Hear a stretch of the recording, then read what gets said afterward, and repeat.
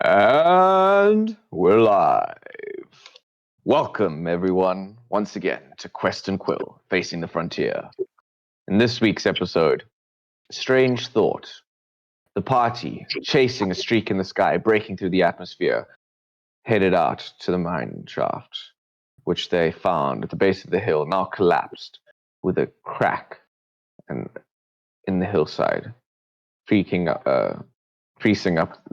towards the mountain, with a large spot collapsed almost near where excuse me, where the party had faced the creature previously. Now, as they stood there, John decided to meditate, reaching his psychic consciousness outwards, searching and finding the same swirling vortex that they'd found before. And instead of resisting, this time he gave in, failing to pull back, and found himself washed in blackness. He then had a very interesting conversation with this darkness, this tide, this invader, this unknown enemy, before being thrust out and punched in the face by Saul. As we start, the party stands around for a second as John lays paralyzed, still laughing with this ominous laugh of dozens, hundreds, thousands of voices combining into one with a deep, cacophonous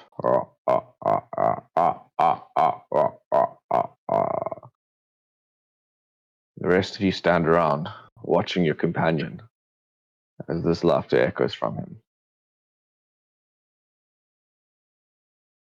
Okay. So he's still... I didn't snap him out of it?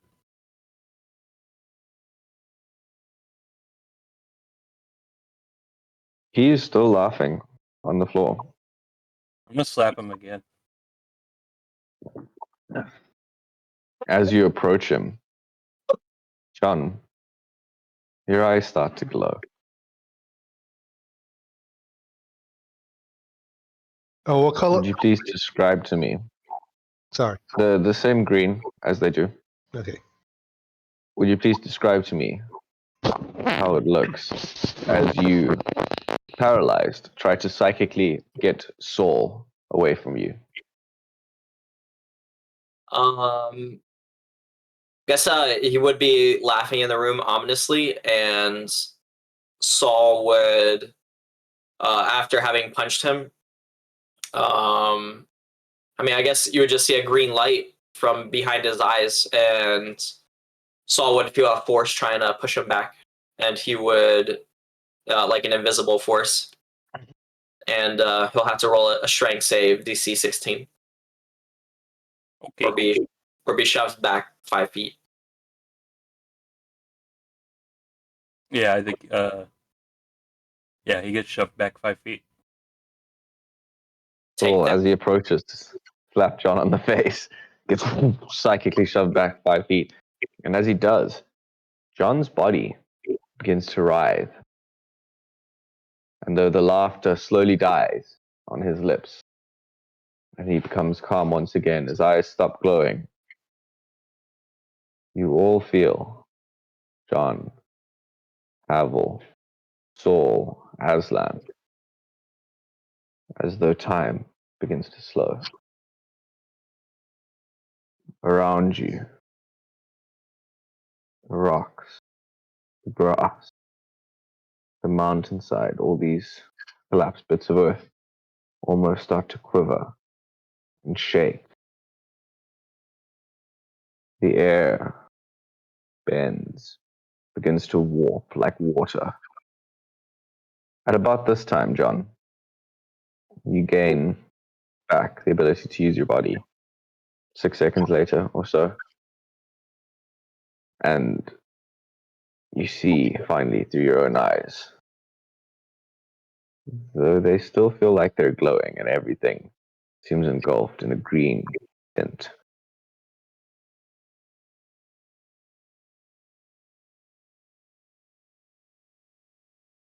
You're back in your body, lying.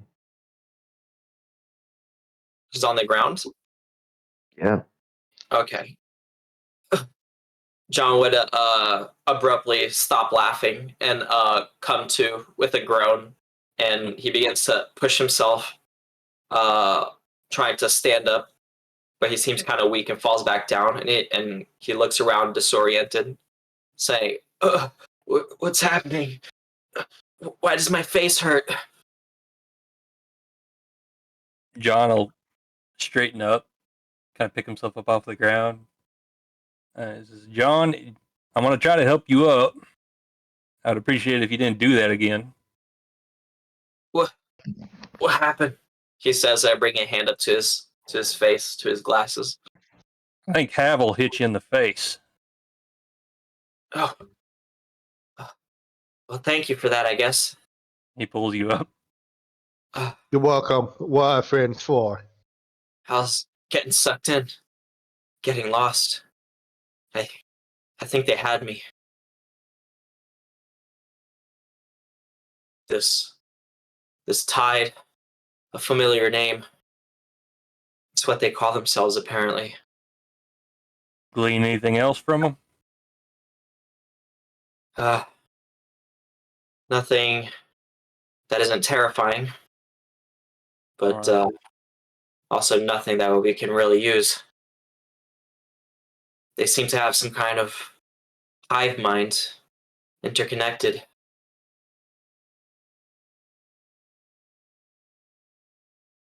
And What do you think our next step should be? Well, clearly, they don't want us getting to the artifact within the monument. Either that, or they don't want us destroying it, like we did last time. Clearly, they didn't appreciate it, and they've learned their lesson. But I think we should still go ahead to Baygate and grab those explosives. Even if we don't find a way to use them here, I bet they'll be useful along the line. Down the line. So we definitely think the monument is still down there. Yes, I believe Alright. so. Does John still sense the reverberation of the monument after the mines collapsed? Oh, absolutely. Yeah. And then he would look off towards the mine entrance and he would say, "Yes, it's definitely still there. I can still sense it." Well, I hate when my hunches are wrong, but I guess it's good to know that it's still there. Either way, we cannot be denied it. We'll need to find a way inside. Maybe before we go to Baygate, perhaps Havel can teleport one of us in.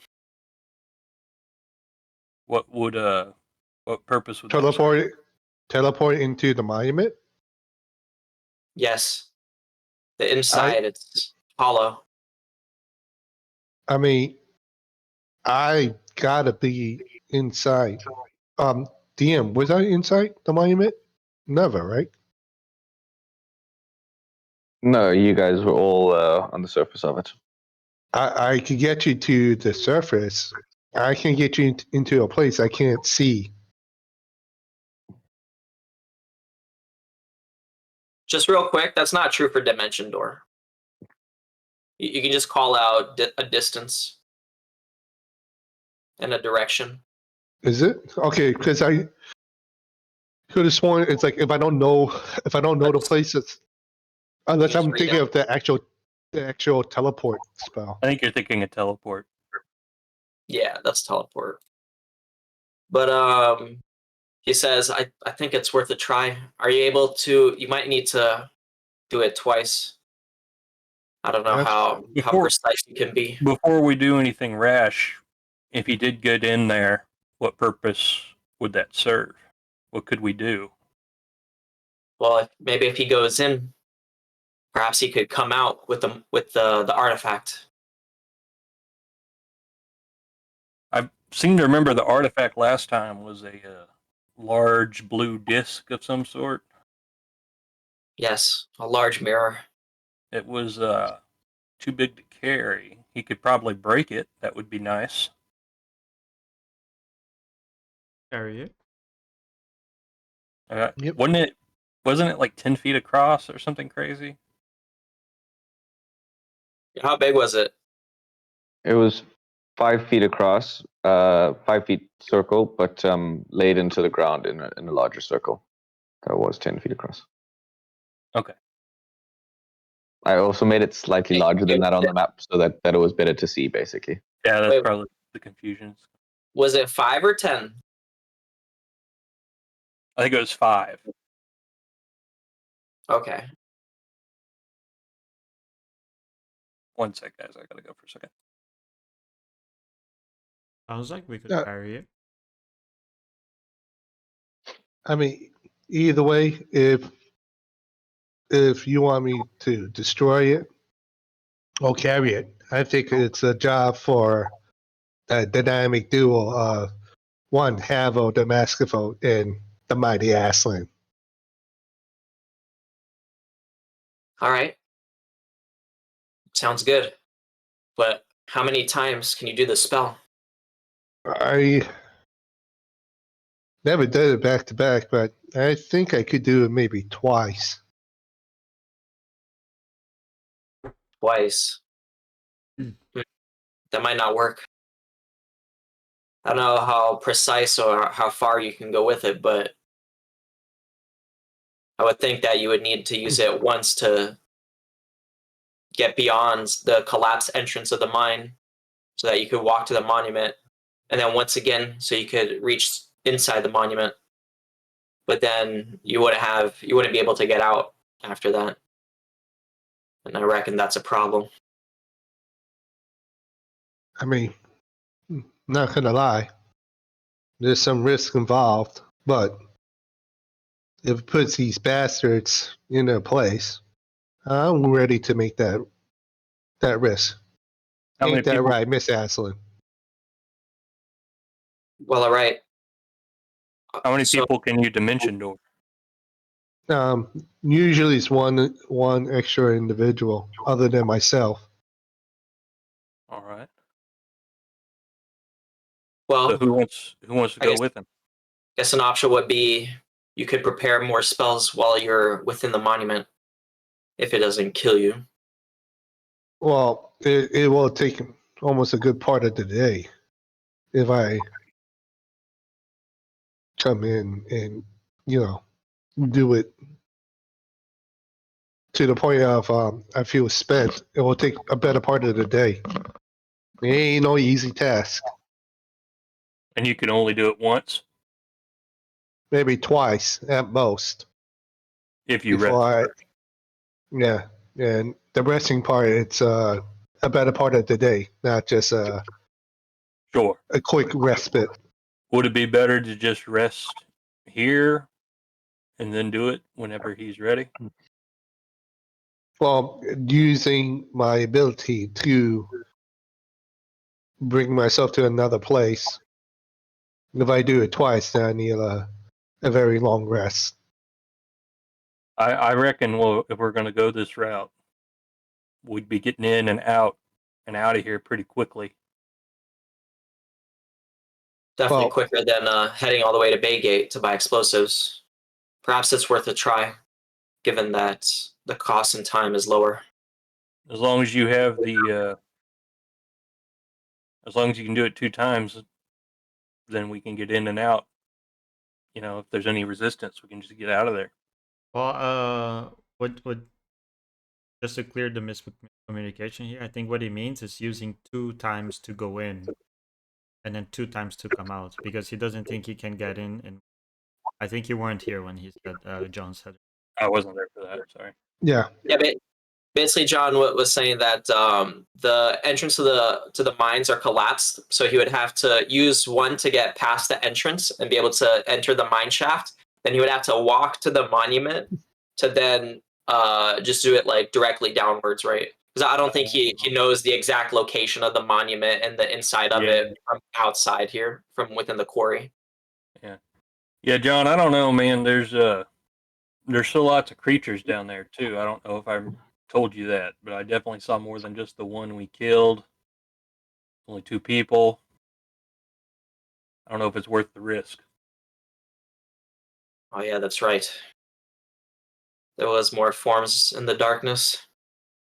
I can handle the creatures. I'll have.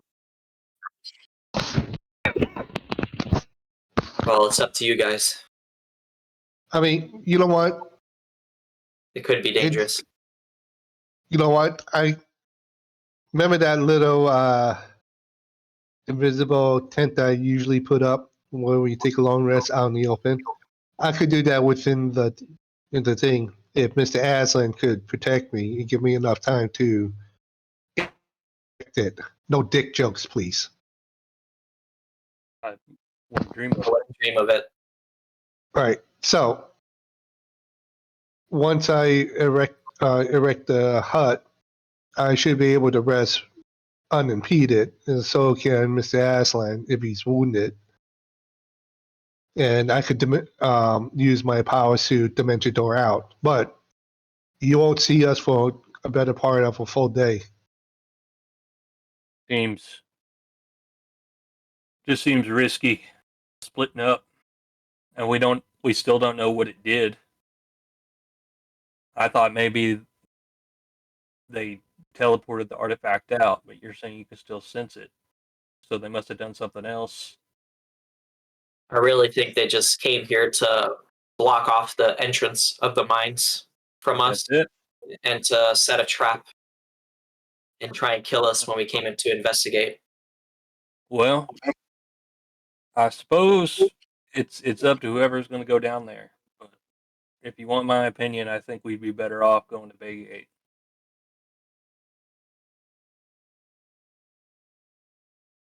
As you guys take the second of pause and consideration, start to notice that all the small pebbles, some of the sand, is literally starting to levitate off of the ground around you and floating.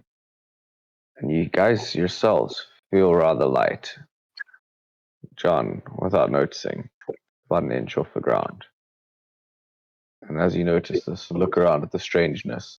Saul, with his high passive perception, is the first to notice Al going, "Hey guys, there's something in the stream." Before about a second later, it just explosion of flame seems to rack through this now slowed and stilled air as a distortion of reality just sucks, and almost like energy is pulled in and out. Something echoes from within this small, tiny shed. And the moment of peace is cut very short as all of the pebbles and all of the grass falls to the ground, and suddenly this great moment of stillness is snapped, and tension fills the air, as well as the smell of smoke. What the fuck was that? Elle yells as she dives to the ground, trying to get cover behind a piece of rock. Do we Okay. take damage from that?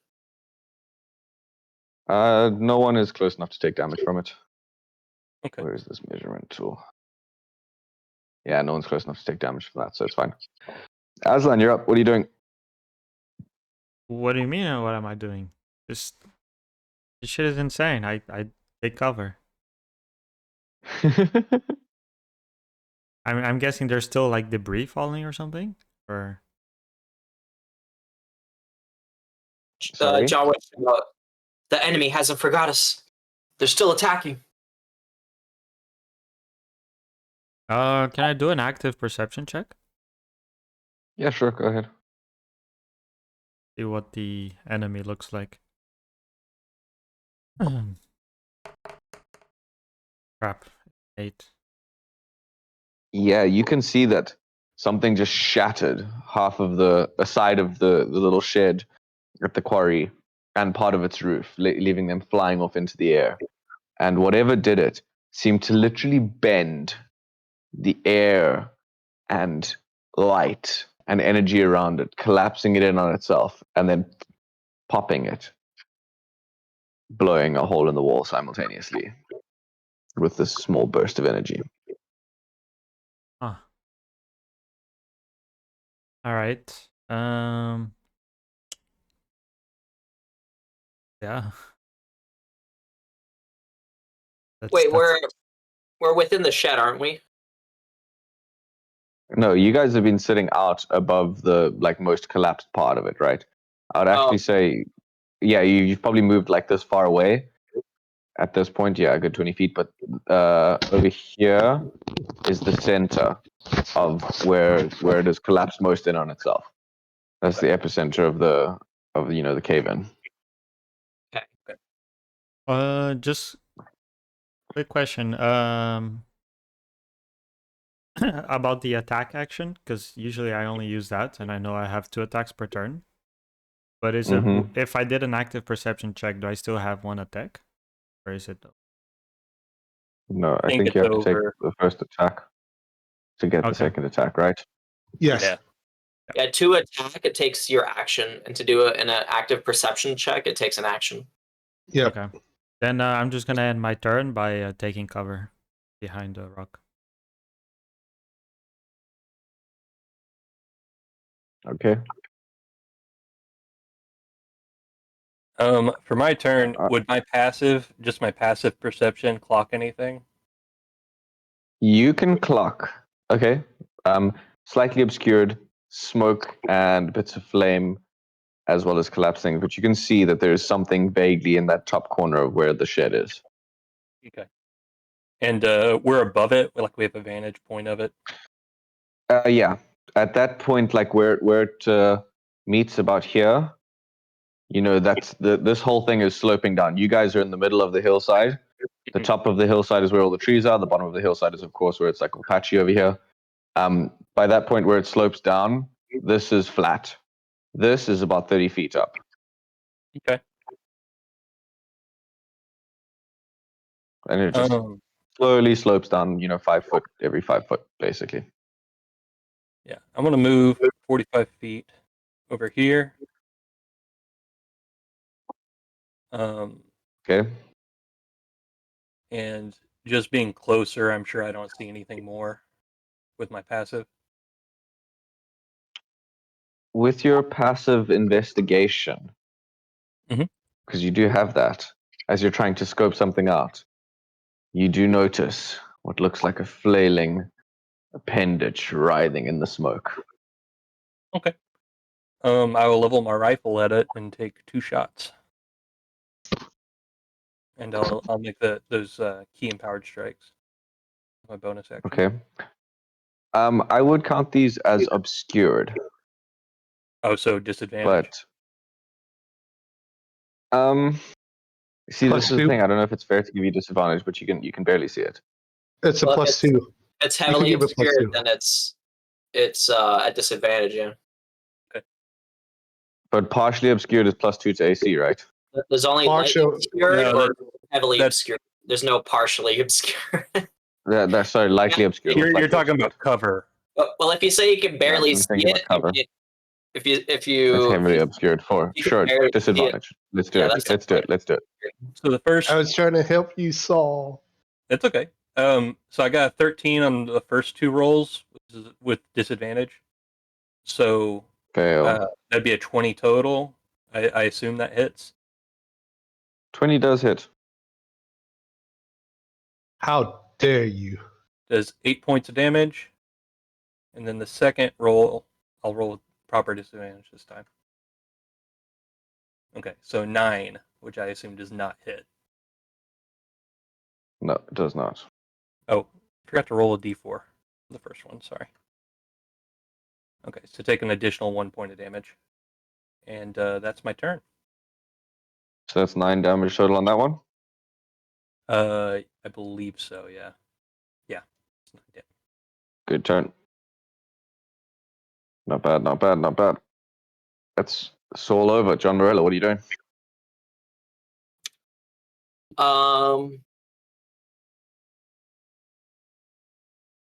Because John would see that Saul is firing at something, and he would point and say, "Over there."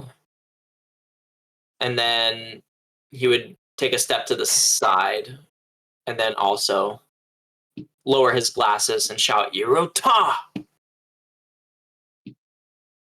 as green beams exit his eyes, flying towards the figure. Oh, wait, I gotta roll at disadvantage. So there's a 19 hit. 19 does hit. Nice. 15 force damage. Second roll. Ooh. With a 24. For another 12, for a total of 27 force damage. Nice, big hit.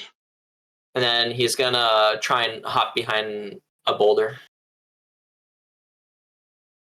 Okay. And that's You his can turn. find yourself some cover. Havel, is that you? On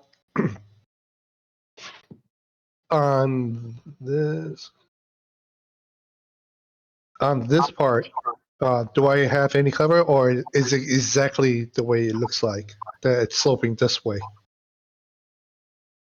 Which part exactly? Sorry. right here? It's sloping towards Saul, right? Yeah, the whole map is sloping now. Okay, so right there, that's like a piece of rock that's just collapsed in and exposed itself with all the dirt around it falling away. Okay, then I am going to spread myself out.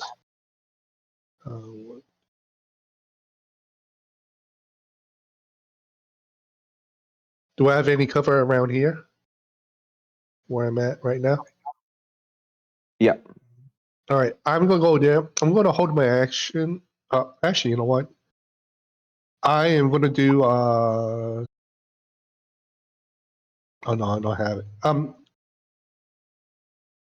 gonna do a perception to see the silhouette of the thing, and trying to see if have I seen this creature before, or do I recognize the tentacle from the past engagement? Okay. You're gonna roll for that, please. Give me investigation, I guess. 13. Oh no, investigation. Sorry, wrong button. Even worse. And with 11. disadvantage because it's heavily obscured. 11. 11. Yes.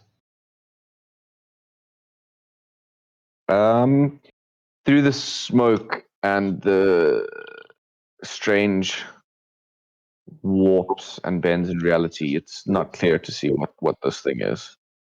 Okay. You can tell that there is a tentacled appendage, but that is all. Yeah, that's all I'm going to do for now. Next will be your turn, Mr. DM. I have pre-rolled my turn. As from out of the behind. Sorry, give me 1 second. As from behind the wood and the now splintering roof of this little shack, Saul, can you please make for me a DC 14 strength? Strength saving throw, please. Havel, can you please make for me a Constitution saving throw? 18, that saves. And what was the last one?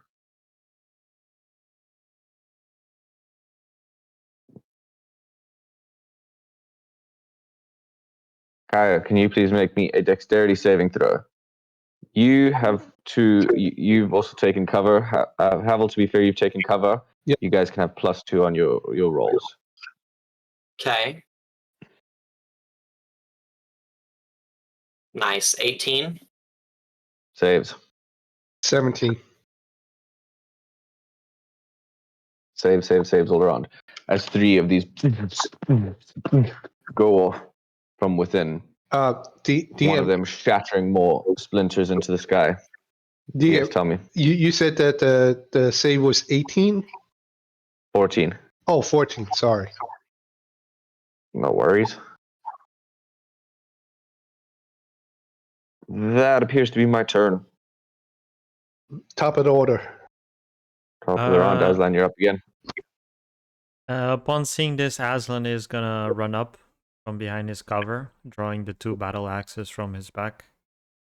Gonna run the full 45 feet forward, measuring. He's gonna run up next to Saul, and he's gonna try to get a good look on this thing. Before using his running momentum to throw the 2 battle axes from his hands.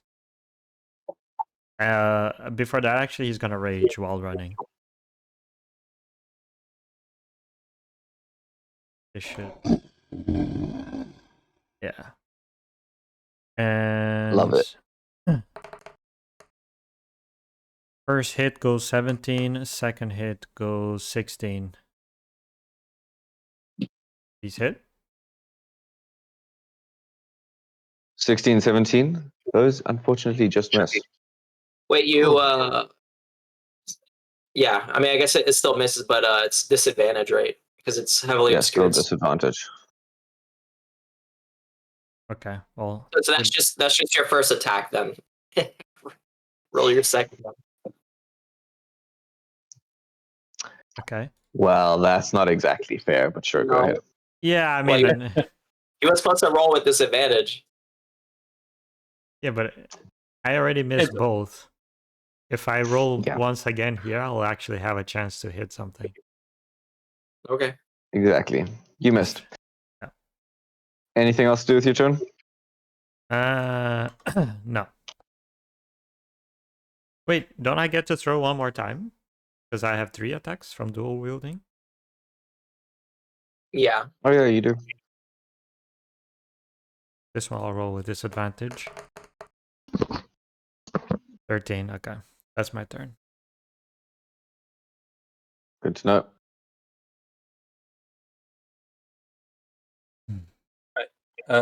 For Saul's turn,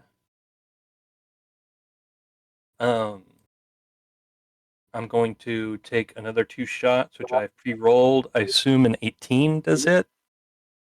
18 hits. Okay. In that case, he does a total of 20 damage with his key strikes. Not bad. I am going to use my remaining 45 feet to jump down next to him. Mm-hmm.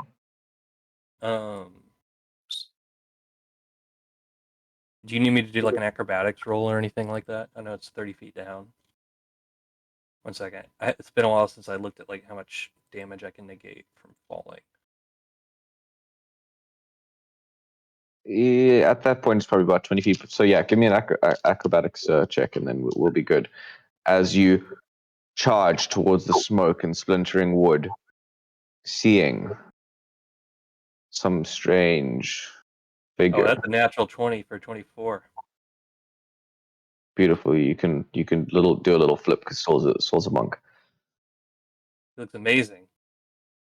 You see what appears to be a floating not gargantuan, sorry, that's the wrong word. A floating amorphous shape. In the smoke you see at least 3 of these appendages shaking where this strange energy emanated from. They glowing again with more of the strange green glowing energy. And to be clear, he still counts as obscured to me, right? Yeah. Okay. So I'm in the smoke with them? Yeah. So I would be considered obscured to him as well. If it wasn't saving throws. Yeah. Okay, cool. All right, that's my turn. So no. John, That's John's turn, right? Yeah, John's gonna spread out a little bit. He's gonna try and get an angle on this thing. 1, 2, 3, 4, 5, 6. And he's gonna Eldritch Blast it. Good. Ooh, hits it with a 23 for 14 force Definitely. damage. Second part of the beam. Hits it with a 23 Wow. John's on for fire. another today. 10 for 11. Sorry, for a total of 25 force damage. He just hits it center mass. Holds the beam on it for a while. That's a big turn. The form shudders, dropping.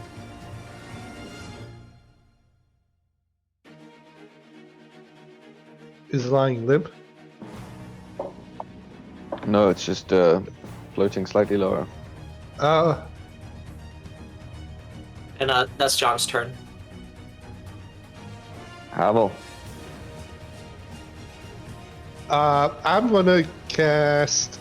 I'm looking at it, and I start laughing uncontrollably as like, my good sir, it seems like you have what's called ED. There is medication for it, and you could get back up and get back into the fight, but you really need what's called the blue pill. And I cast Vicious Mockery on that. Wisdom Okay, 16. wisdom saving throw. Yep. That is a fail. Wow. I rolled 2 1s. And he's disadvantaged on his next attack. Good to know, thank you. That's me. Yes, it is. Soul. I need a dex saving throw, please. Okay. Aslan. I need a dex saving throw, please. So 21. Havel. I need to save. Wisdom saving throw, please. 22. Saves. Fail.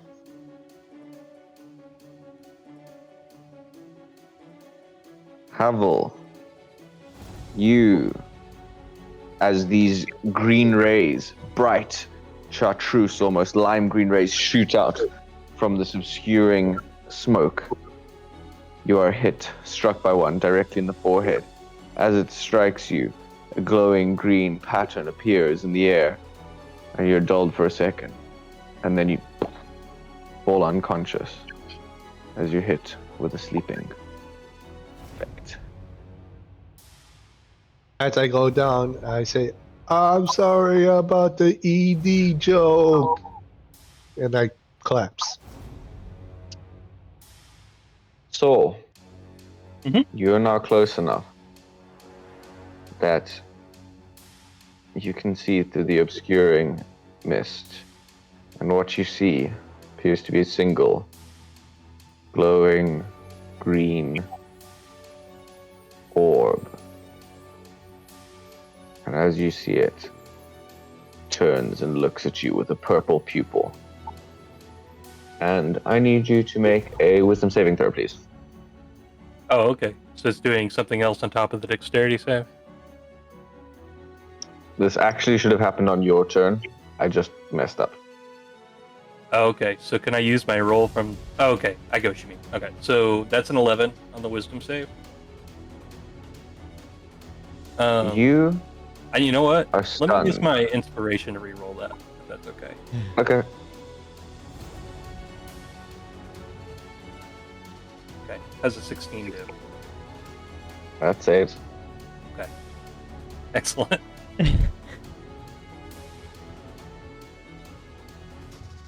Then you stare into this purple pupil. And my turn is over. Okay. Aslan is going to run to the edge and jump down the quarry. Where he's gonna land right next to Saul. Okay. Does he see the creature? Indeed, you see the creature. As you do, you look. Yes, you have to start your turn within 30 feet of it. So you didn't start your turn within 30 feet of it, you moved within 30 feet of it, so I think it's fine. It'll happen on your next turn Okay. that you start, Alright. if I'm not mistaken. Yeah. In that case, he's gonna land striking it twice. Does he still roll with disadvantage? At this point, no. Okay. In that case, I'm gonna reckless attack 3. Okay. So the first hit is a nat 20 Beautiful. for 8 plus 6, 14, 18, 20 damage. This creature starts to writhe and shake with purple, green, exploding bursts of energy radiating off of its form. The second hit hits for 10 damage. And the last hit hits it for 10 damage. Or, 14 damage. Would you like to describe your blows as you strike this creature? So, when he jumps down the quarry, he jumps the full distance from the edge, and he arches his back completely backwards, and then he comes down like a thunder with both his axes at the same time. Slice clean through this thing, this magical being, and landing all the way through with his axes on the ground, he's gonna lift one from the dirt as it just slashes up again, clean back through the creature. That's it. It splits open, magical energy radiating from it, purple, green waves, as the whole creature twists and shakes and arcs. And then as it does, may you both please make a dexterity saving throw, Sol and Aslan. A 24. Save. 11. The creature explodes in a radiating light of green energy. And Aslan, you take 17 force damage, which you can half because I believe you're still raged. Yeah. As the creature explodes into nothingness, and time seems to return to normal, and you hear birds chirping in the air again. And it's as if nothing ever happened. The Alright. shack still lies, a smoldering ruin. Saul's going to call back. Says, I think we shouldn't linger here too long. John would run over to Pavel to check on him and see if he's still breathing. And once he realizes that he's just sleeping, he would shake him awake. Or try to. Yeah, it's you see one of those like anime bubble snaps coming out of his nose. He's like, huh? What? And then What? through the mask. Yeah. Yeah. Nice. About a minute later, he wakes up. I'm like, did we win? Yeah. Aslan got it. See? Are you folks still alive up there? We're good. He would shout out. That's great. I think we should get out of here. Did the creature leave any remnants behind of its existence? The smoldering shack. Okay. Like It seemed to have exploded in rays of magical light, the same ones that did that force damage to you. He's gonna shake his head, breaking out of his battle trance. Gonna make his way up the group. John would look over to the smoldering shack as they close in on each other, and he would say, well, that was different. Hadn't seen one of those yet. What was it? What did it look like? Looked like a green light to me, Really? mostly. Yeah. Maybe it was some kind of spell that they cast. But yeah, I don't know. I'm not sure. I But just perhaps know you're right.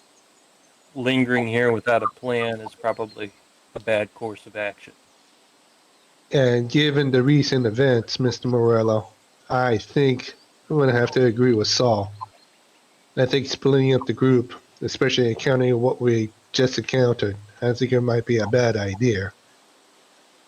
I think we should stick with the original plan. Go to Bay Gate, blast the cave in, and go in as one unit. All right then, it's decided. Uh, let's get Al, and we'll head back to Pass Town All right. before we make our way to Big 8. Let's go. Yes. We should get the I was future standing there. Mrs. Morello. Oh hey, I was standing there dusting yourself off. What the hell was that? probably another one of the enemy's weapons. Another one that has failed. A green light. Oh, she shudders.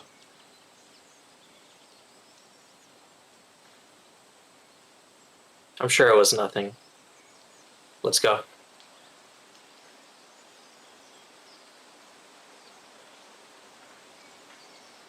You guys can proceed.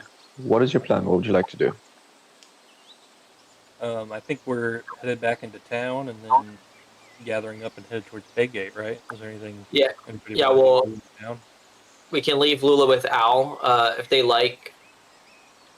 They could take the opposite train to head back south. If they want, we can leave it up to her to decide. But beyond that, we'll collect our belongings and take the train into Baygate from the station, since it'll be quickest, and we have the money. Okay, so you guys will head back down to the south to Tunnel Town, down the mountains, and then from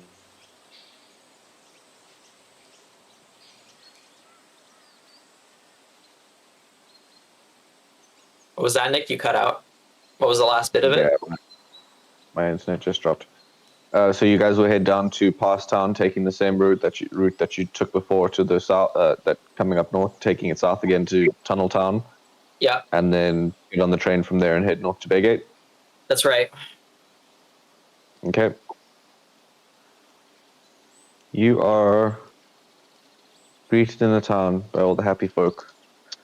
Some of them are concerned as to what happened, seeing strange light shows and knowing that you're all gone for so long during the evening. But some of them indeed agree to return to the ranch and will go with Lula and the children if they want to head that way. And I guess Al will be heading with them too. Hmm. You guys take the day to journey on this familiar road, camping in the night as the mornings progressed, and reaching Tunnel Town by the next day. You're found again by the same semi-bustling industrial little campsite,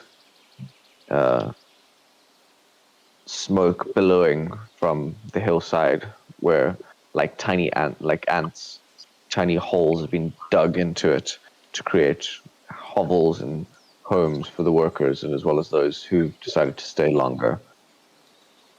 Is there anything you guys would like to do in Tunnel Town before taking the train the next morning? Nothing that comes to mind. Yeah, I think I'm good. You can No. stay at the inn, spend the required gold. Well, how long till the next train to Baygate? It'll be the next morning. Oh, okay. Okay. And then just stay a room at the inn, stay the night. Yeah. Aslan, do you think maybe you want to try and get your armor repaired here? Oh, yeah, I guess. Come on, let's ask around. See if we can't find someone to help you. Okay. And Yeah, I'll join in as well. yeah, we would go and seek a forge of some sort. Oh, it's Smitty. There are several smithies around the towns. In fact, there's even someone who specializes in armor and plating. However, he looks at the job. He looks at the ripped chain links that Aslan tore off of his chest and the corrosion that's on them. He sort of shakes it. You want it done by tomorrow? I don't know. I can do tomorrow. Okay, I gotta. This is at least like a couple days of work. I gotta put new rivets in these. Well, I've got that armor being built in Baygate. You know, might save us a little money. Just let Aslan have that. New armor? Yeah. All right. Do we? That works too. I figured it'd be an easy fix. Maybe you could just resell the armor afterwards, but sounds like it isn't even worth it. Is the armor going to be ready by the time we get there? I was told We'll see. maybe. I guess he'll ask the I guess we'll smithy. see. Certainly Is by it the worth time we leave. the I'm fix? sorry. DM, would you say? No, Nah. Aslan is asking if it's worth the fix. And you got some new stuff coming in. It could be better.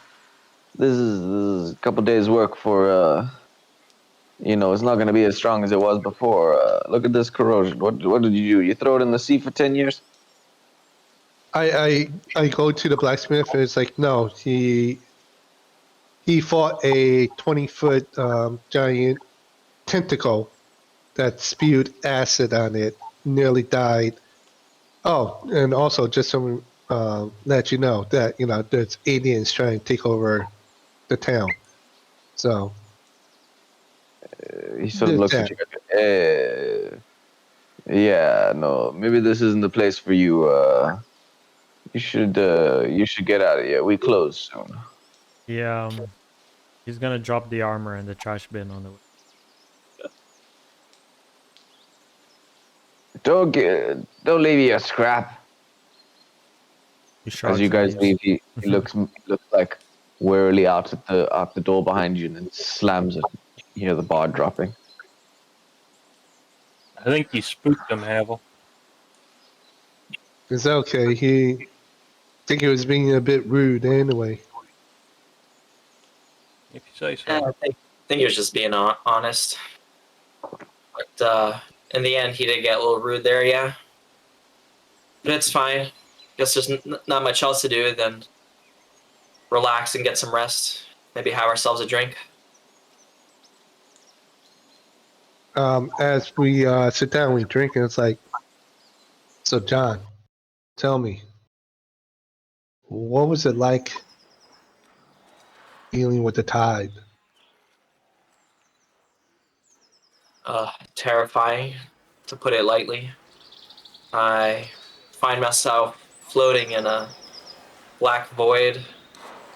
Pretty sure I was naked, and I couldn't see anything, but I felt many eyes upon me, many minds laughing together, and they seemed very confident in their ability to overwhelm the colony. If anything, it makes me feel like we're just dealing with scouts for the invasion. We're not really, we haven't really seen their full strength yet.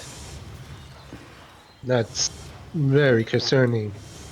Yes, this is why we must be proactive. We can't wait for them to come to us. Well, I understand that, Mr. Morello, but I mean, we definitely got the gumption The attitude. You just need a whole lot more firepower. Indeed. This is why I'd like to grab the artifact within the monument. Bless you. I Thank you. think it might be. It could perhaps serve as an amplifier to my abilities, but that's kind of purely speculative. Well, But having come into contact with with one of these artifacts before in the previous monuments, it is of a great power, powered by many souls. Might be worth thinking about bringing others in on this. What do you mean? We're just a small group of people. We may have bloodied their nose a little bit, but imagine if there was several or even hundreds of groups out there doing the same thing we're doing. Well, I imagine that's where the Eye comes in. Kryn's organization. They know of what's happening, and we have been helping them. I imagine that they have other groups that they're sponsoring in an effort to resist them, resist the tide. Have we talked to them very much? Did you guys talk to them while I was away? Yes, we've spoken with Kryn. He's of the same group as Lily. We remember that the tiefling that attacked us at Mrs. Hill's ranch. Why did she do that? Did we ever get a clear answer on why she did that? No, I think they just wanted the deputy, I imagine. They wanted to know what he knew, just like we did, but at the time we weren't yet allied with them. Allied with the Watchers. Funny way to ally with them. True. Well, like I said, they didn't. I imagine Lily didn't know of us when we encountered them. Her and her magical assassin friend. Well, I'm a little skeptical of what exactly they're planning, but it might be better than what's going It's the on. risk we'll have to take. It's like you said, this is happening on all. We can only be in one place at a time. So True. Can you contact them? I can, yes, but only for brief messages, brief exchanges. We should probably convey to them what's happened and ask to meet with representatives in Baygate. He already knows of it. I already let him know last night Okay.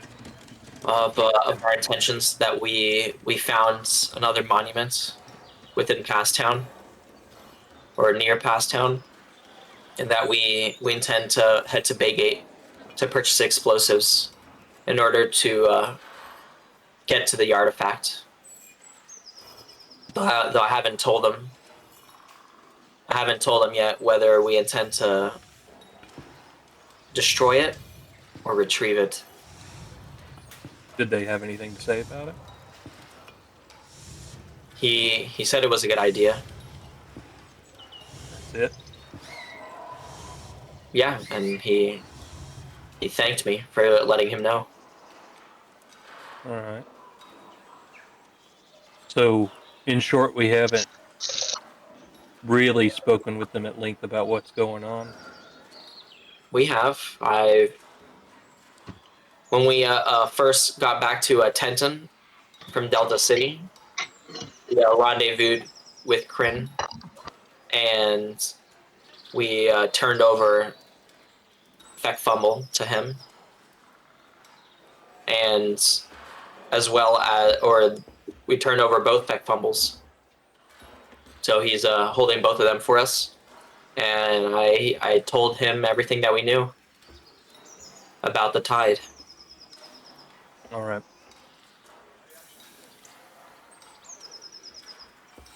Well, I guess that's the best we can do then.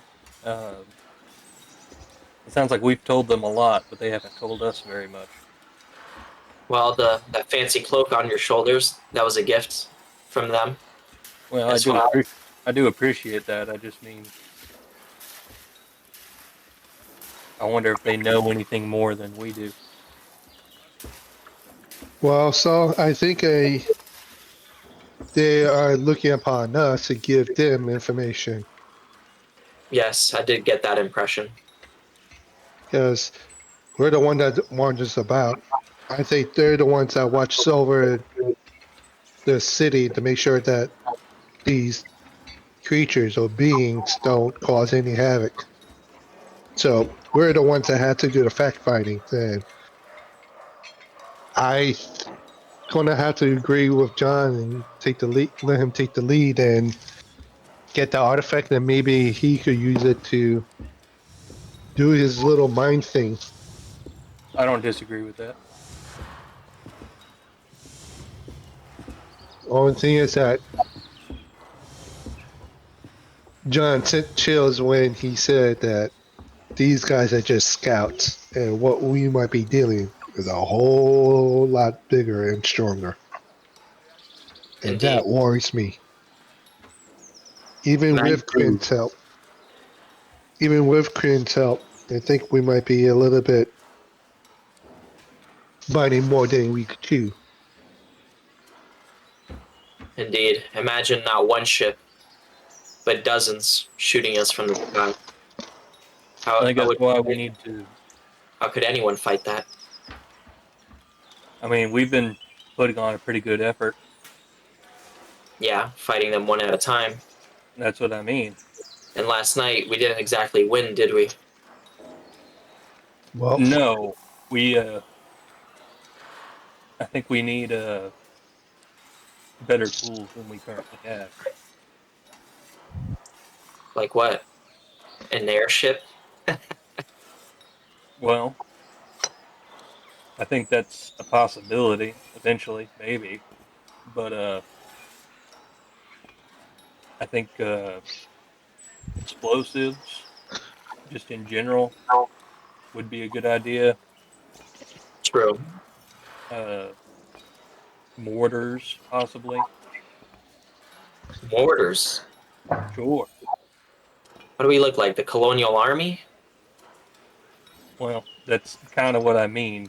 If they're just scouts and we're expecting more, we're gonna need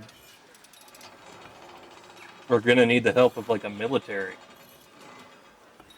Yeah, well, good luck convincing the Bluecoats to do anything. But, look, you know I'm all for telling everyone the truth of what's going on. But I think we all know how well that'll go. Pretty much everyone we've spoken to this about, if they haven't witnessed it firsthand, they immediately just assume that we're crazy. Well, then it might not be a matter of warning them because eventually they'll know either way, right? Yes, So maybe what we need to focus on is figuring out ways to hurt the enemy so that we can teach it to them when they're ready to fight. well, one thing I realized, gentlemen, is that we might be outmatched, outgunned, and definitely outnumbered. They don't. They don't have what we have. Tenacity, like I said, gumption, and most importantly, us. We'll find a way. They, for every loss that we might be dealt, makes us that much more stronger. Because I believe the four of us, well, the five of us, when Lula comes back, are much stronger and much smarter than they are. They don't know, and they will underestimate us, and that's our advantage. indeed.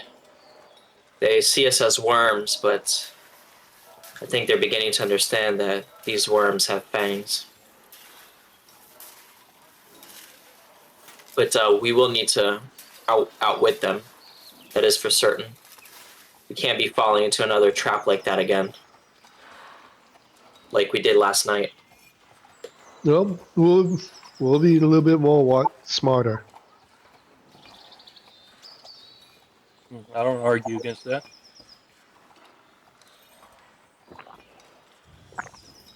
All right.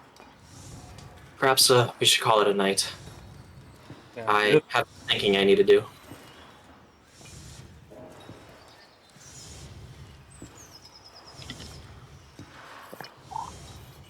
I down my drinking and I go to sleep. I get on the Okay, train I was already and then I cutting. go to sleep. Yep. Yeah, I was already cutting to the next morning. But Oh, you guys sleep in the inn for the night. Next morning, you make it to the rail line. You hear the familiar. I don't know if you can hear the rail whistle. I go I to tried to the get in there a little bit. I go to the conductor. You might need a new whistle. That one not working too well. May I see your ticket, please? Show him the ticket. Looks at it. We're about to depart. Would you mind boarding, please? No, of course. Good morning. And then Good he morning. walks off. All right. The train takes off, and in minutes is engulfed in complete blackness. Inky darkness overtakes the cabin. Ding, ding, ding, ding. Little red lights flicker on.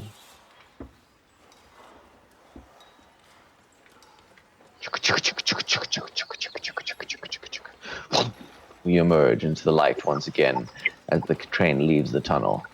The lights flicker off, and you guys find yourselves. Two of you for the first time on the north of the Serpent Mountains. You see the familiar forests and then low-lying swamp, John, that leads into the Bay Gate. Before you, you guys see the ocean and the sea of the Great Bay. Across it, the northern mountains rising, still capped with snow, even this late into the summer.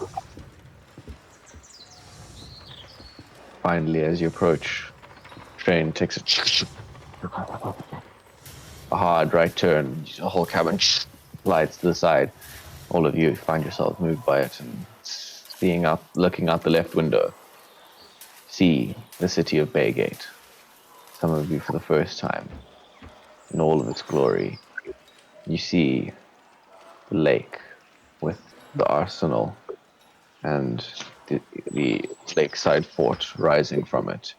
You see the long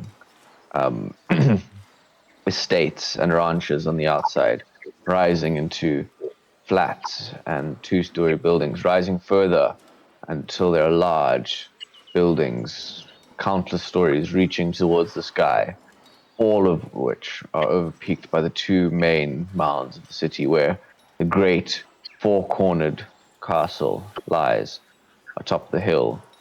But even that is dwarfed by the giant sky tower that rises from the center of from the south of the city, and the several airships, blimps, balloons, and other flying things that seem to anchor near and around what John knows to be the Sky Tower. As you approach closer to the city, a shadow passes overhead, and you look up to see a circle of balloons, just kilometers from the city, large flying balloons of different colors, some of them even with brands and slogans on them, as if they're sponsored and advertised on. And they seem to form an observatory ring around the city. You guys pass closer, seeing the South Wall Canal, passing through the lakeside and its beautiful estates into the South Downs, which turn into more, rural farms, finally into the south side, as the train to the left and passes into the familiar arc yards. John, you've been here before, and as you look out the left window, you see the downs where you know your mother to live, just across the canal. And then finally, you pull into the great Baygate station in the arc yards. It's a large, lofty building with several tracks. And only one of them seems to lead south. The train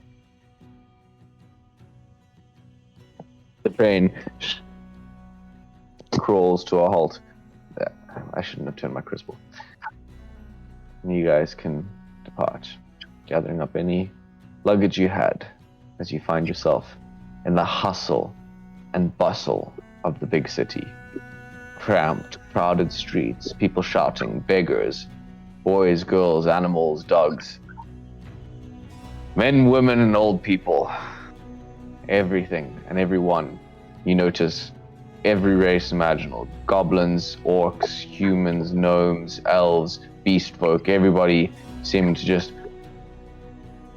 merge into this mass of humanoids and humanity around you. The crowds move with their own rhythm, like writhing waves or migrating animals.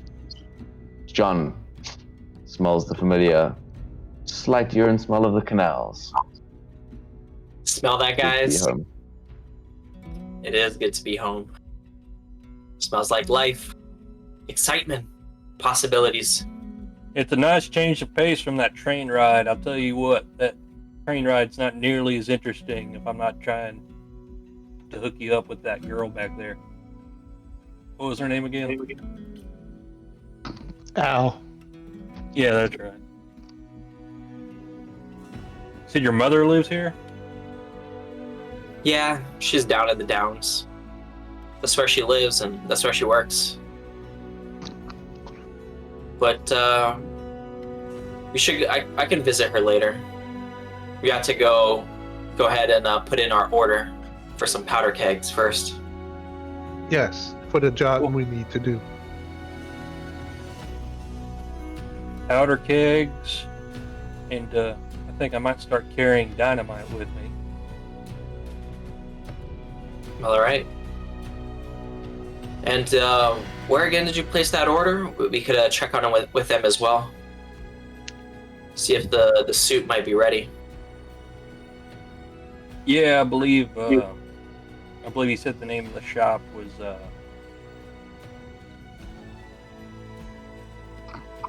Reynolds Lincoln Shink or something like that. I don't know. Would John know of this place? Not specifically, but by the name, you'd guess it would be in the industrial quarter. Yeah. It says, sounds like it could be in the industrial quarter. You can go check there. All right, you want to start there? Sure. That'd probably be where we might find our explosives as well. By this point, it is late afternoon, turning to evening. The city is engulfed in a low smog as the sun shines through the lines of pollution. You guys cross canals, some of which are a little cleaner than others, some of which are flooded with garbage, so thick that you can see the rats scurrying across it to make their way across the barely flowing water. The bricks of the street are stained with smog. Some are cleaner than others. Some definitely seem more polished. You notice that of the folk of the city, there are beggars on the streets, but also there are those who are carried around in palanquins, tinted with gold, and armored guards. As you walk through the streets, you hear people shouting, "Money, arms for the poor sailors. We ain't got nothing left. They took it all. We ain't worked in months." You hear troops of bluecoats marching through the streets. You see that every time you cross one of the bridges across the canals, every single bridge seems to at least have a pair of blue coats. Some even 4 blue coats. Some even in a whole troop of 6 blue coats watching a single bridge as you make your way from the Ark Yards through the trade district where the merchants try and sell you everything from, meat and vegetables to small oozes used in your home to dispose of garbage. You make your way into the Downs, crossing over into the merchants' quarter, taking a quick right across the bridges. Finally, through the merchants' quarter, you make your way into the industrial district. And indeed, on Iron Street, you can find the Reynolds Klinkenschenk. I think just to help set the ambience a little bit, I'm just gonna go ahead and say that throughout all of this, Aslan looks pretty shriveled. He's looking around at this, what looks to be at the same time as amazement, but also he's a little bit worried and careful about it. It feels a bit overwhelming for him in this place. Aslan is definitely getting some looks, and some of the first guards you go past shout at you to put your weapons away. Well, they'll have to take them. So in the confusion of the streets and they clearly don't have orders to leave their bridge and their post. Yeah, just keep walking past them. Yeah. Just ignore them. We keep walking. It's like we can't hear over the hustle and bustle. And They don't seem to leave their post to stop you. I go to John. It's like, actually, DM, during my carnival days, wouldn't I have been into Baygate as well? Yes, that's true. You would have. Is this normal to have this many guards in per bridge? Definitely not.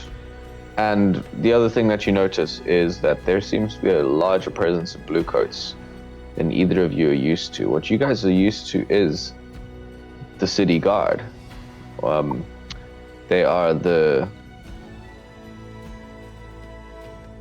the board's personal, the police force that's loyal to the board, as opposed to the blue coats, which are the colonial marines.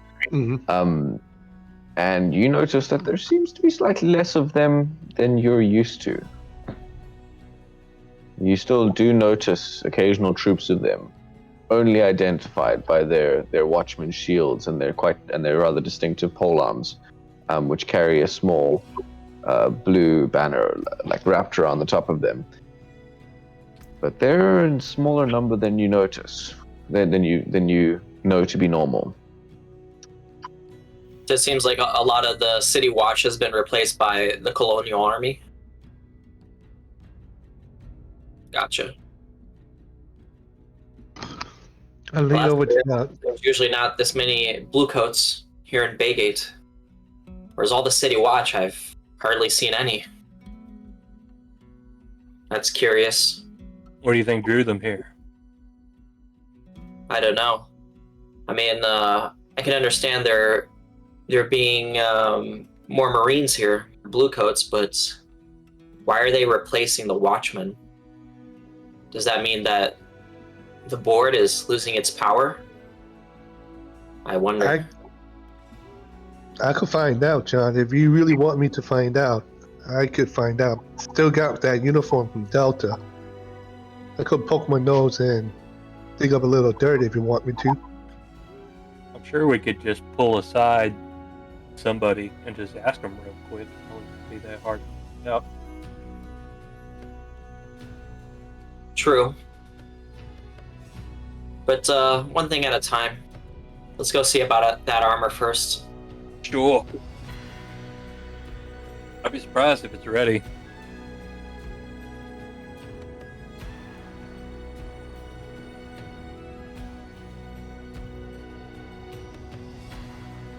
You guys make your way onto the street. What you notice is that there are pipes everywhere, chimneys pumping out black smog into the atmosphere. Almost as you walk through the streets, you notice that people seem to be covering their faces now that you've entered onto, the northwest side of the city. And indeed, you can make your way to a shop that in large, rusted iron letters reads Reynolds in big words underneath Clink and Shink. And inside, you hear the familiar clanking of anvils and ironsmith workshops. You sort of look around, a small gnomish man, young, with a wispy little two-pronged beard like this, says, "Oh yeah, can I help you there?" And I think we'll cut to a quick break, if everybody wants to take 5 minutes. Yay. Let's do it. 5 minutes, we'll be right back. See you soon.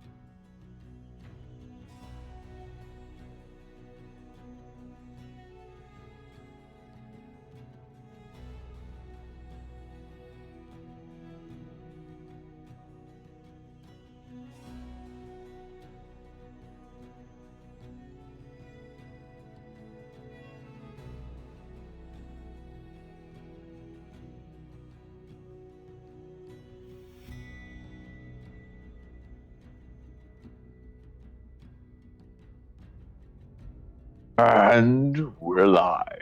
Welcome once again to Quest and Quill, as the party has entered Baygate, and they arrive at Reynolds' shop. And a small gnomish man questions them. Yeah, can I help you guys? Yeah, we had a order we sent in a little while ago. Just wanted to check in on it. Should be under You got the a name on that? Egress. Egress? Let me. How's that spelled? With an I? No, it's an E. With an egret. Egress. E. Flip through his one. E. Yeah, we had an order that came in a couple days ago. We're at it's gonna be complete in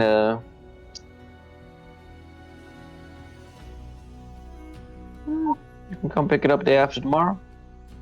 Sure. Coming along nicely. All right, Better then, well. quality. I heard from the boys out back that they were happy to see it. That's good. And might I say, you got some fine taste. Glad to hear it's going well. Do you gentlemen want to take a look? Do you guys have anything ready to sell, or is it just made to order stuff only? We got some bits and pieces in the back. What you looking for? Well, I don't know if anyone else is looking for anything, but thought I'd ask. I already got everything I need. He says, putting a hand to his glasses.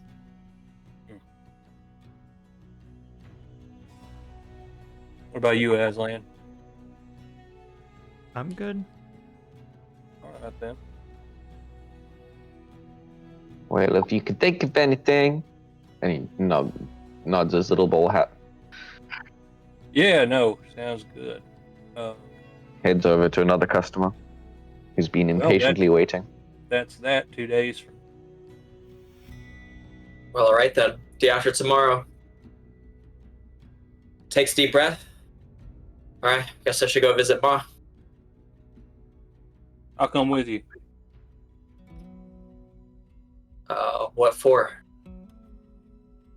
I don't know my way around town. I need someone who knows their way around town.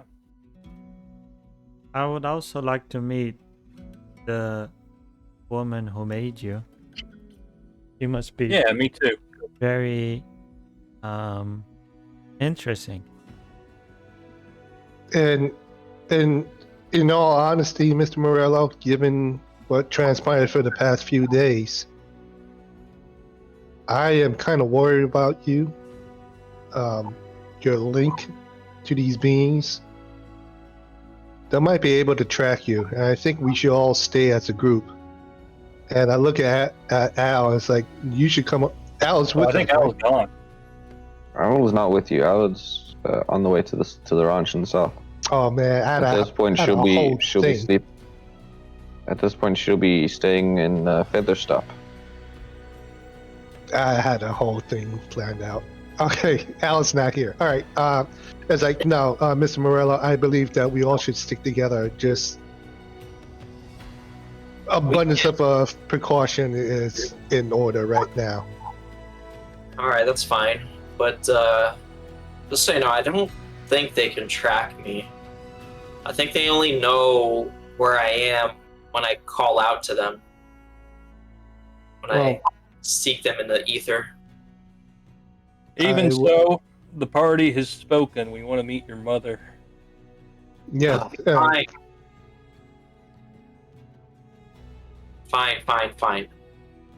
But keep the jokes to yourself, okay? I would never joke about anything like that. I don't know what you're talking about. I put my hand around John. It's like, Mr. Morello, do you think we're at that type of lot? Yes.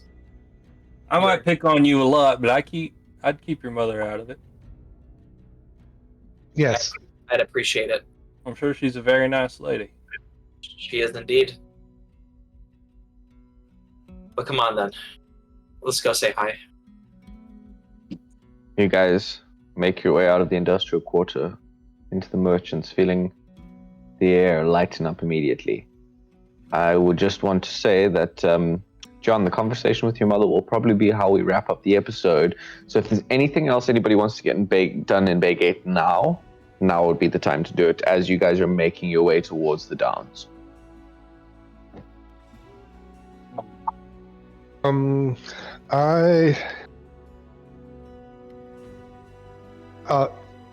Group vote. You think that me dressing up, because I still have that blue coat uniform from Delta. You guys really don't want me to go and get the inside scoop from the blue coats on why they have such a large presence here, right? You just want to ask a local.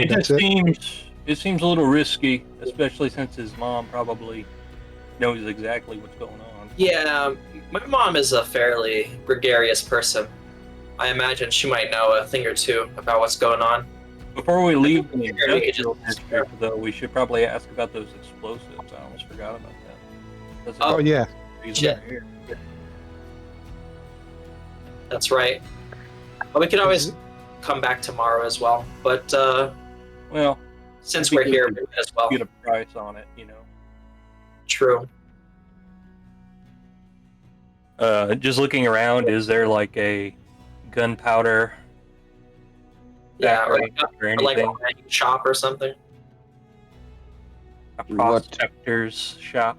You guys can find hardware shops. You can find prospector shops, and inside you will find nothing more explosive than a pickaxe or a shovel. You guys know that, explosives are a reasonably controlled substance as far as the colonial bureaucracy is able to enforce its laws on anything. Even so, I'm going to act totally ignorant of it. I'm going to look around, I'm going to hold up the pickaxe and ask the owner, what the hell is this? Well, now, what are you looking for? I need explosives. Now, what would you be needing that for, sir? Gold mining. It's a bit hard to mine something so soft, ain't it? It's deep underground. Yeah, you gotta get to it. You got to get to it. Haven't you ever prospected before? Can't prospect without dynamite. Now, I know a thing or two about prospecting, believe you me. I'm from, sorry, I thought of where this guy is from, but I need to actually get my map out to make sure I get the name right. I'm from, around by the Low County. I know a thing or two about gold-filled streams, but, you can't tell me nothing when a good old pick and a pan won't get you better. Well, I can, might be able to organize some. Could I take your names, and if you tell me where you're staying, I could have a messenger sent over? This is John Morello. We're staying at his mom's house. John, how do you spell that? Look, forget about it. We'll go ask somewhere else. Oh, hold on. Look, sir. We have a parcel of property down in the southwest. It's I believe you could exercise a good amount of discretion. We tell that we have a possible gold, a good sizable gold vein that we'd like to prospect. But unfortunately, it's not the ones you find in the stream. It's the ones you find in the mountain. And we need this dynamite to blast our way through. So. Now, I don't mean to sound rude or suspicious and on the like, but I got a claim on that. Any paperwork I can see? And I was like, well, we didn't bring it with us. It's back at our campsite. If you bring this paper, it could be forged and it could be signed over very easily. So. What if we have just one moment, please. Why don't we just cut him into the deal? That sounds great. If you'll give me a moment, please. And he steps into the back of the shop for a second. And you hear some low murmuring as you guys talk amongst yourselves. And he comes back. Joe looks at them and he says, we need to leave. And then he looks to Saul and he says, "Saul, I thought you were a lot smarter than this. Why are you giving my name and involving my mom in this? We're here trying to buy explosives. Like, I'm out of here. Goodbye to you. This is stupid." And then he like storms out of there.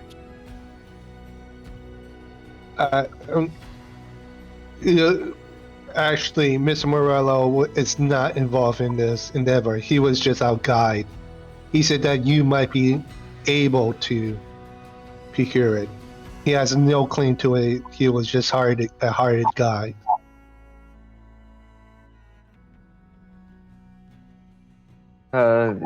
Yes, of course. If you could just give me your names and the address, I can have one of my messengers sent over to tell you when we've acquired your merchandise. Side note, DM, give me not a modest, not like a fully upscale, but give me a modest inn or a tavern. That you would know of? Yeah, remember, I've been here before, so I should know.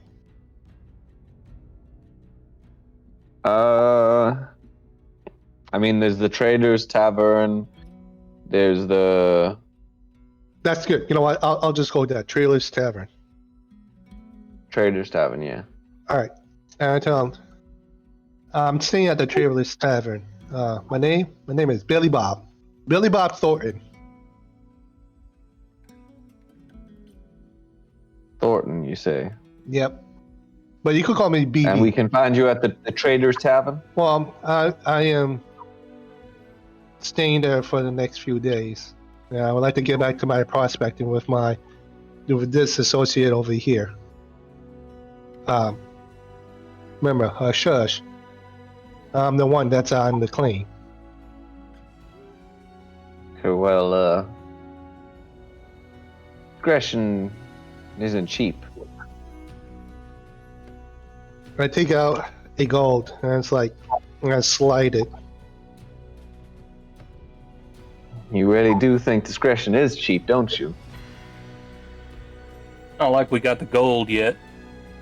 Can we bring the paperwork back, cut them in on 10%, get a regular supply? If he brings out the merchandise that we need, if he doesn't have the merchandise, what's the point? I'm not going to give up my claim. I am afraid this is a cash business. Well, Mr. Thornton, I think that we could there's lots of prospecting shops. We could go ask around, see if anyone else wants to cut of that 10%. Yes, I will slide the coin back to me. It's like, well, sir, I tried to do business with you, but apparently we're at an impasse. Well, you have a good day, sir. And I look to Saul and it's like, shall we leave? And we start walking out. It doesn't sound like he wants to cut a deal, so. No, it seems he doesn't. And good day to you. You see him looking in the back. And as you guys are leaving the store, first John is the first one to notice this. He walks past a small alleyway. And as he walks past the small alleyway, he notices one of the apprentices in the store leave the alleyway and start walking in the opposite direction. As the other two leave out, this apprentice, a young dwarven boy, is looking over his shoulder, and the rest of the party starts to leave. He just starts booking it and gapping and running as fast as he can in the opposite direction. I go to Saul and I'm punching him in the shoulder really hard as I could possibly do as a bard. It's like, the hell is that for? It does you 1 dumb damage. old if it hits. codger. You dumb old codger. Are you daft in the brain? Did you put explosive in your head and blew it up? You don't put John's name here. You don't put John's name in the forum, especially in his hometown.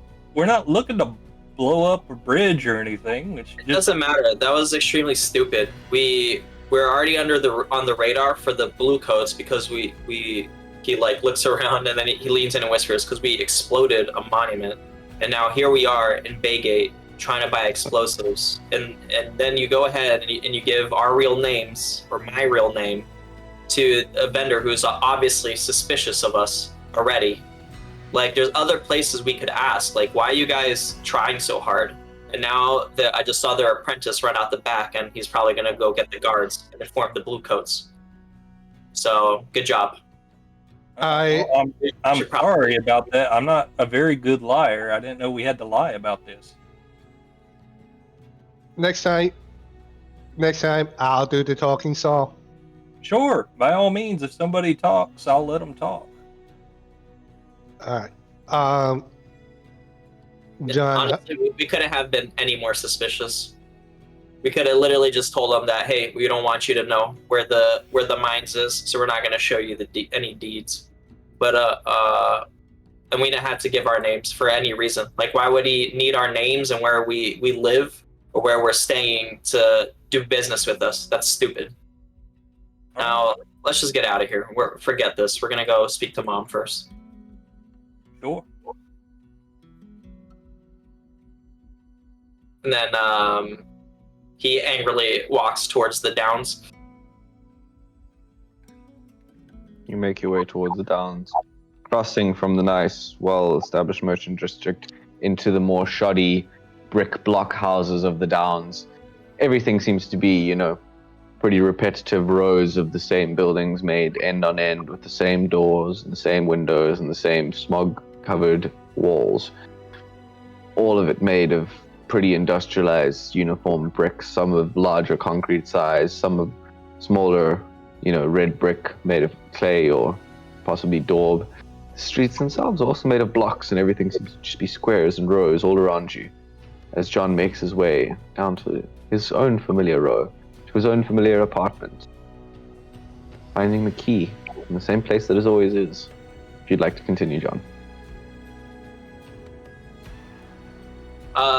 Yeah. What time of night is it? Approaching evening time. So, the sun is setting across the city. Smog seems to have slightly cleared as everything around you turns orange, including the pollution over the town. John would say... Long shadows are cast by the sky-reaching buildings as well. Sorry. John would look to the group and say, I think we're here just in time. I don't think she's left for work yet. And he would approach a really slim 2-story building. There's a pretty discreet, simple wooden doorway at the entrance. And the building looks like it's almost been crammed between, the two buildings on either side of it. Mm-hmm. Like it's been just slid in between. Yeah. And he would fish inside his pockets, and he would produce a ring with a single key attached to it, and he would insert it in the lock and turn it and open the door. And right from the doorway, there's already like a narrow staircase that leads upward straight to the second floor. Very much like a Dutch house. Yeah, there's no access to the first floor from this entrance. And he would lead you guys up, and at the door that leads into the apartment, he would wrap his knuckles on it in like a specific way. And then all of a sudden, I guess he would wait. Would you like to do the rap? I would just be like, do. Did you guys hear that? You hear Yeah. You hear scrambling on the other side. You hear things like being moved, the chair being shifted, and then you hear shh. As the door creaks open slightly, and a single green eye peeks around the corner before the door swung open in front of you, nearly hitting John, as a small, slender human woman runs up and throws herself on him. Hi, my baby, my big boy, look at you. You've gotten so skinny. Have you been eating enough? What's wrong with you? And she drags you inside before she can even finish this spew of words. Come, we need to get you some food. Who are your friends? They're asking you 1,000 things all at once. You notice the small, shoddy apartment. You can describe it if you like. Yeah, no, it's just a small, shoddy apartment. It looks like it's just like a small living room with a like a living room / kitchen, 2 in 1, and then there's probably like one extra room in the apartment towards the back, and basically that's it. It's probably like a chamber pot in the corner, and There's a shared bathroom in the building downstairs. yeah, imagine really simple. There's like a small round table, couple chairs. There's like there'll be a simple couch that looks like it might be like some type of pull-out couch that can serve as a bed as well. And there's a front window to the street, and that's it. Just very plain. There's like some small decorations, potted plants, maybe like a vase, a cheap vase.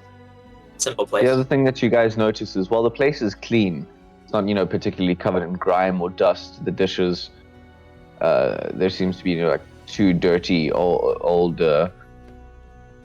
cups, but they're at least cleaned and put there soaking or something.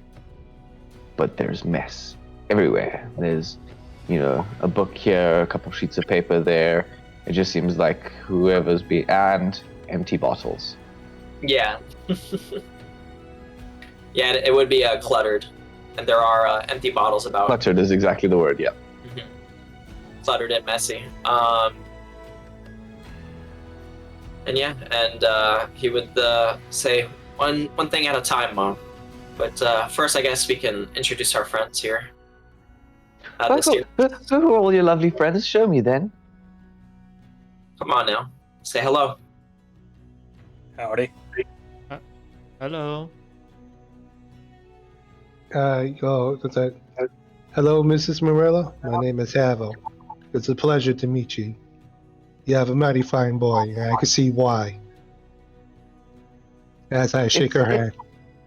It's Miss Murillo, if you would, she says charmingly, with a fine smile, and wrinkles on her face that indicate former beauty. That is not entirely faded. You know what? Before I do that, I take off my mask so she could see my real face. And it's like, my apologies, Miss Morello.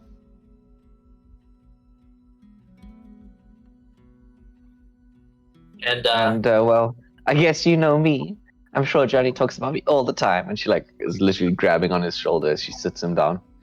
Yeah, he never stops. A little bit forcefully.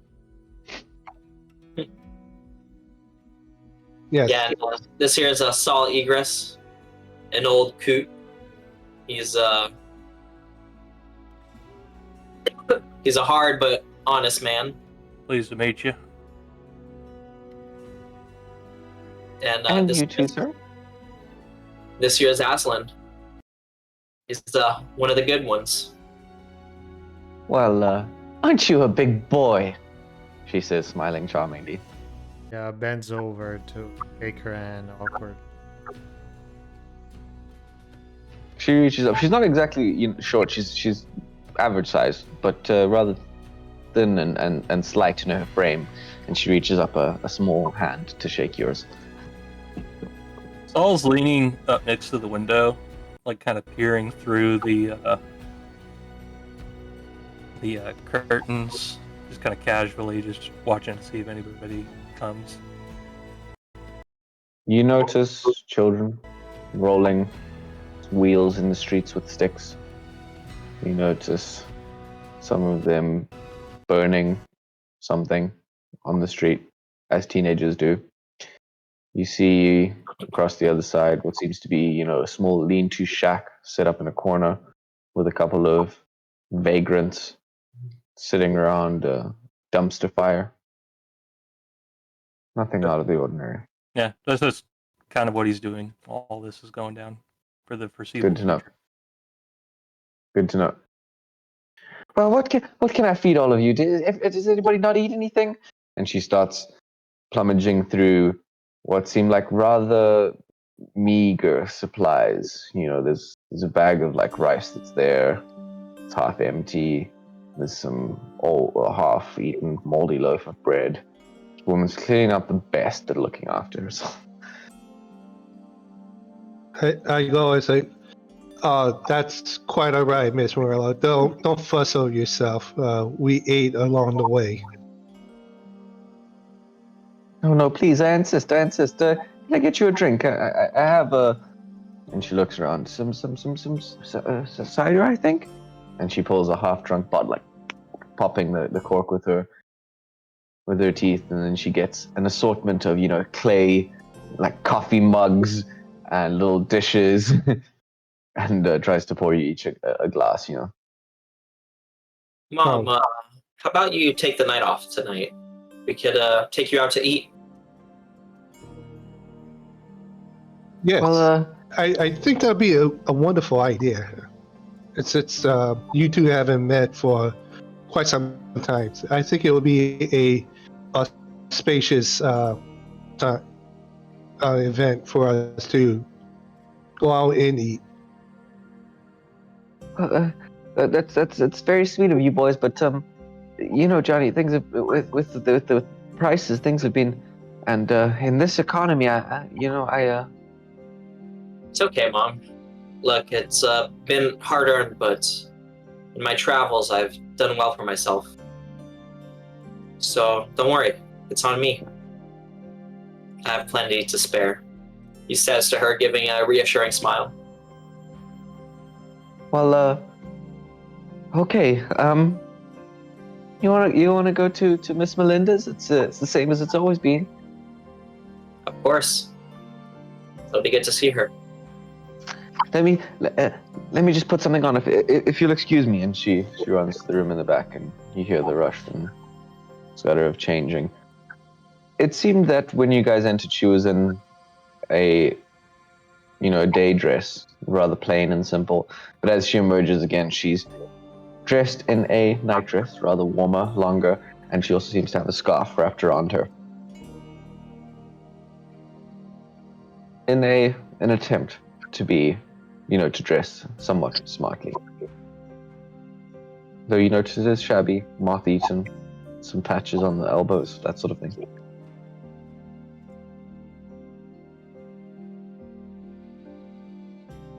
You look beautiful, he says, Now, not Johnny. looking away from the window.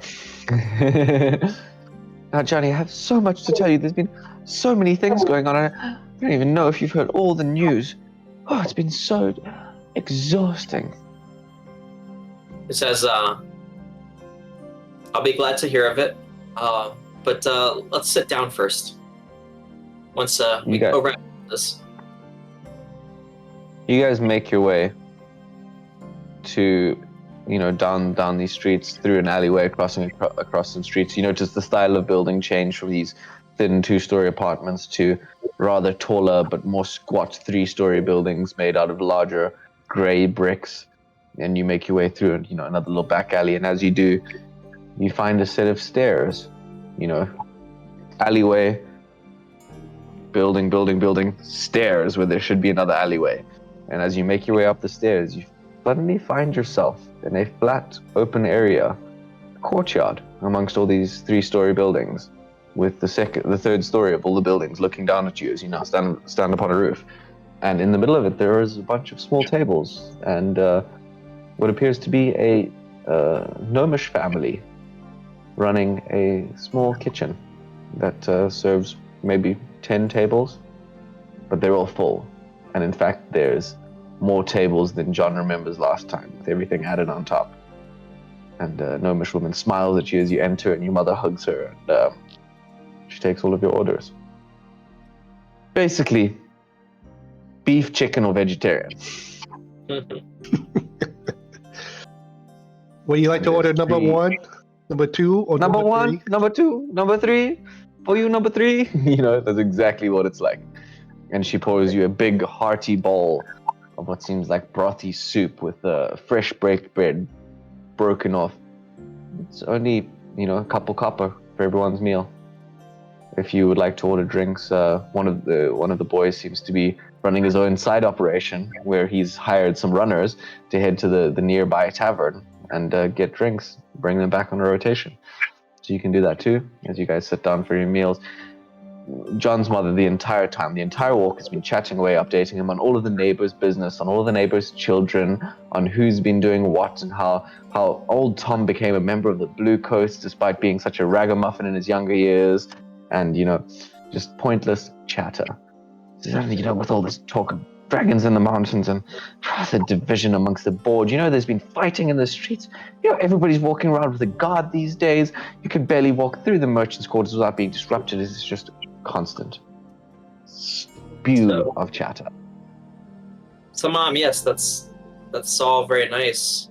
But speaking of the guards, though, where is the city watch? How come there's so many bluecoats within Baygate now? Well, little Johnny, who's to say?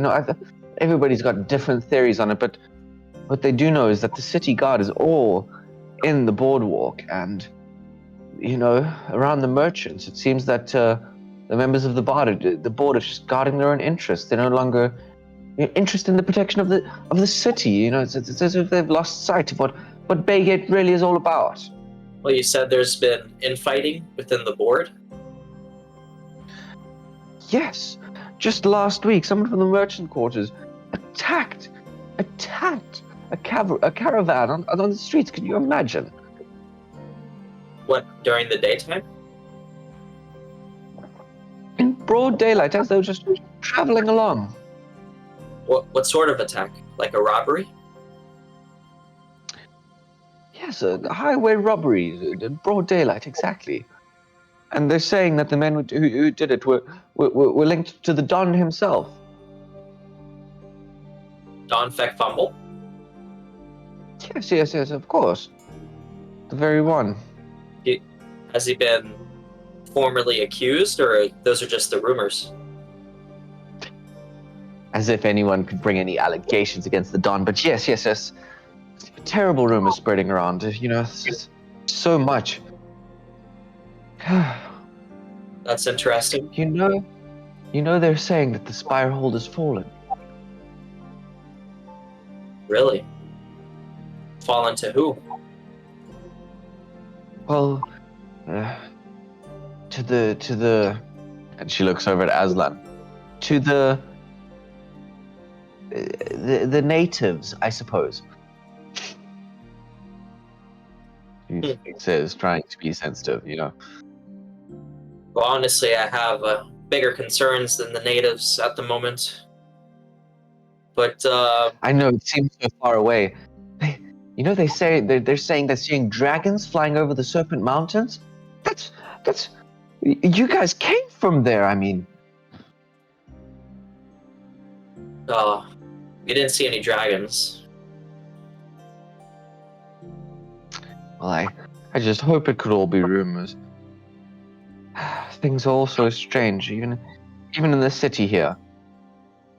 Old Hazel. Miss Hazel?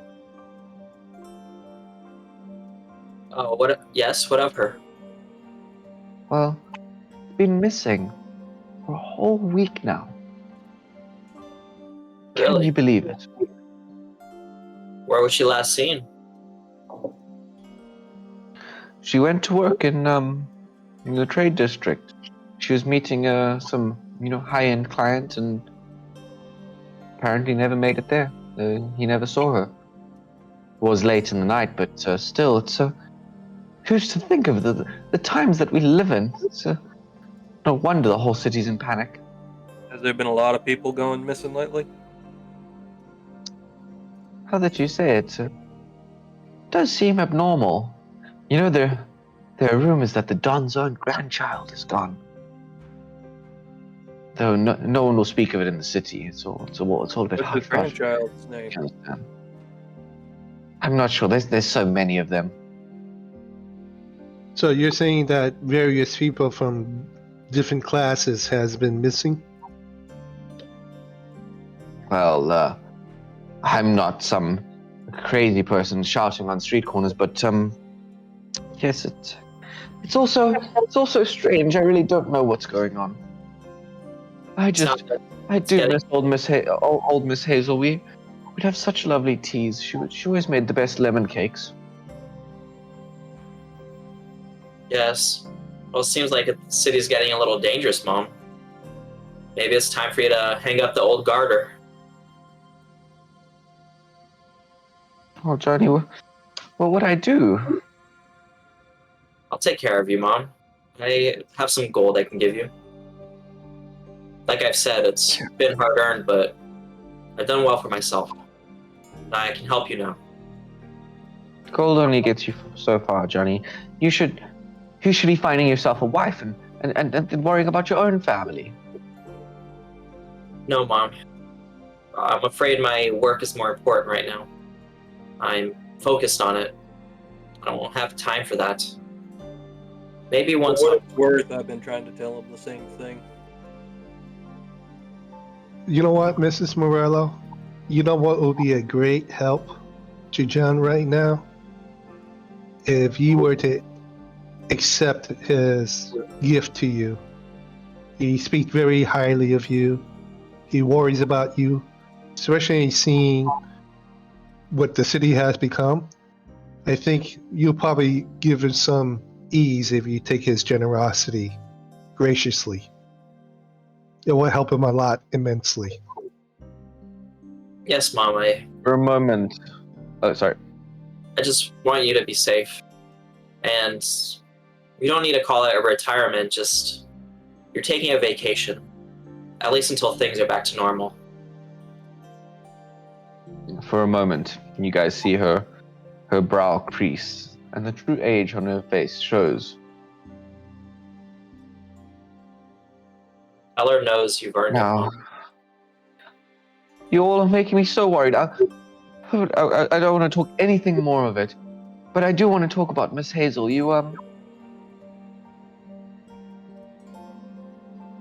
You said you've been doing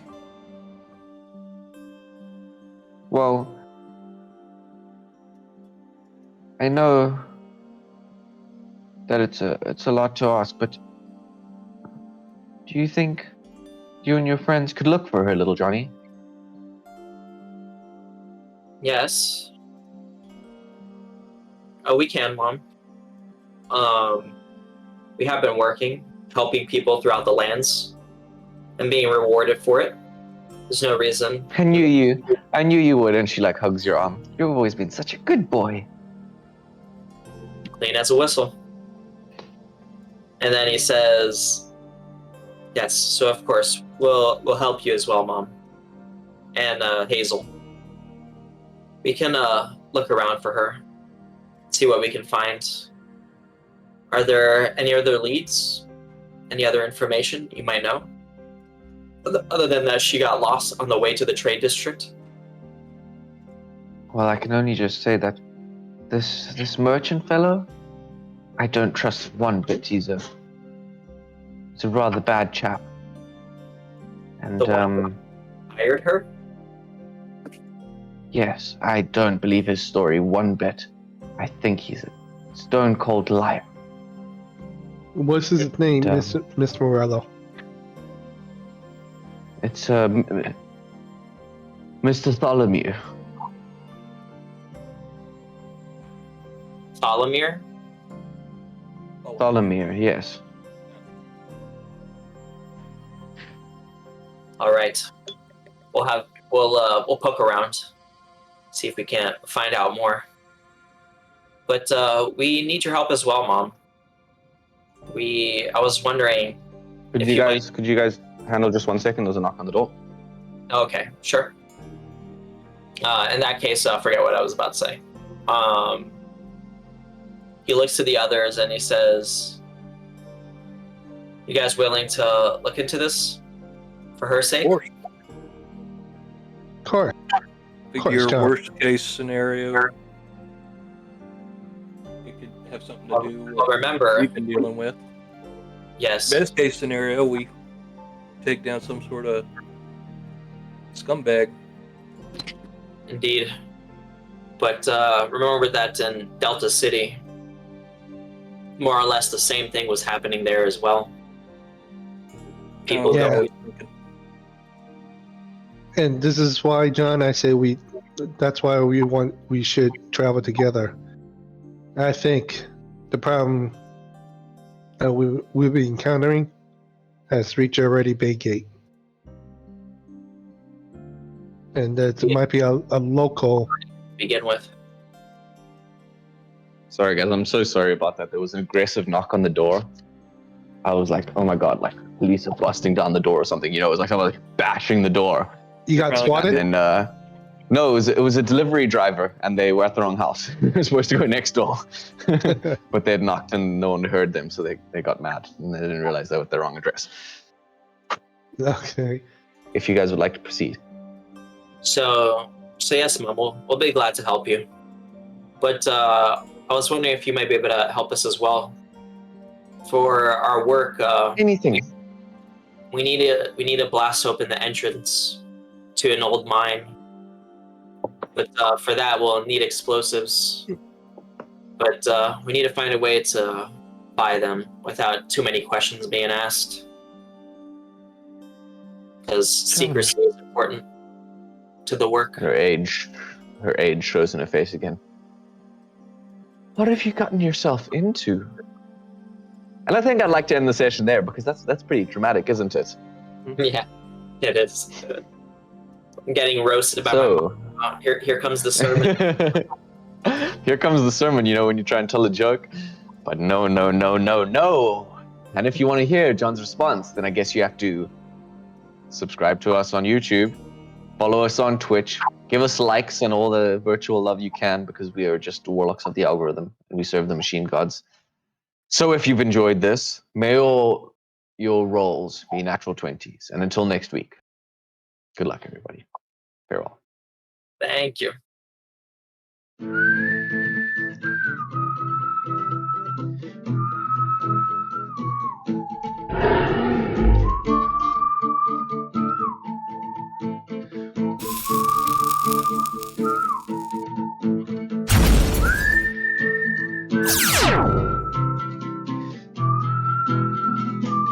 Oh!